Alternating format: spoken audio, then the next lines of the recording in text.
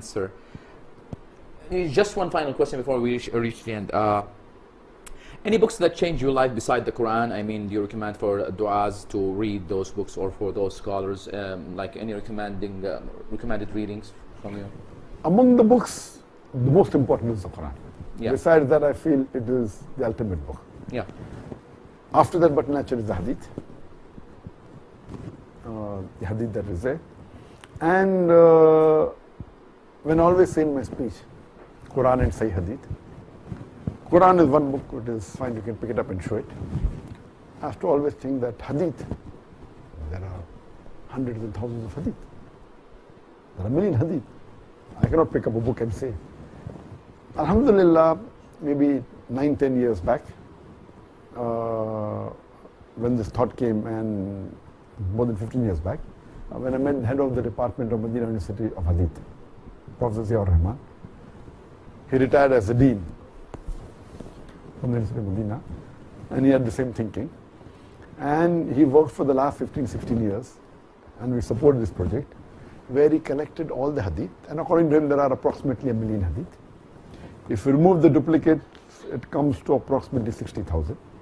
From the 60,000, according to him, about 13,000 are Sahih Hadith. So he has compiled all the Sahih Hadith in about 15 volumes. And that project got completed recently. It's printed just a couple of months back. The project was being done for the last 15 years, and we have supported the project, alhamdulillah, and now it's complete. So now, because in Bukhari itself, in Sahih Bukhari, there are 7,275 hadith. If you remove the duplicate, it comes to about 2,210. Same thing with Sahih Muslim, etc. So in the Kutub al-Sitta, the 6 major books of hadith, then maybe about, if you remove the duplicate, there are only 8,000. Imagine if you read all, it will take years. Now, one hadith is there, it will tell you this hadith is there in Bukhari, so and so chapter, so and so verse. It's also there in Muslim, so and so verse, in Tirmidhi. So only if you read these 13,000, you can say that you have read all the hadith. If not 100%, at least 98%.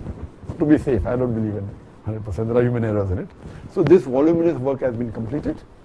It's available in Arabic, it's and published yet? Published. Ah, okay. The big version. Then in this big version there is hujjah, that why this hadith is sahih, why it is zaif, etc. In the Mukhtasar version it's 5 volumes. Only the narrators are mentioned. The reasoning why it is sahih is not there. So I told Sheikh Ziaur Rahman that you make another version without the narrator, so that you only have the matter in one volume. He didn't agree first, then he agreed later on. So it becomes easier for a normal Muslim to read this one volume. Only read the matter of the hadith. What's its name? It is Jamia Sahih. The full name is bigger, but the short version is, it is Jamia Kamil. Means the complete, all the Sahih hadith compiled together.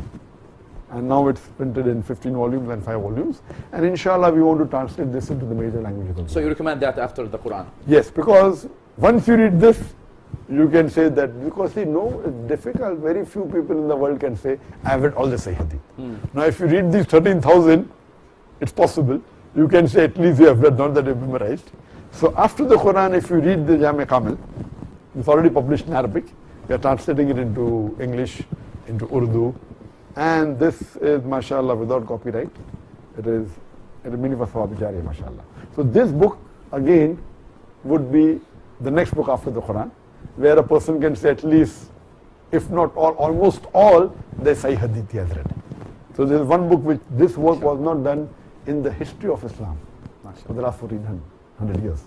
So I like doing things which are unique, which no one had done before, so that, you know, it has a much more advantage in terms of sawab. Inshallah, bi'iznillah. I'm really excited.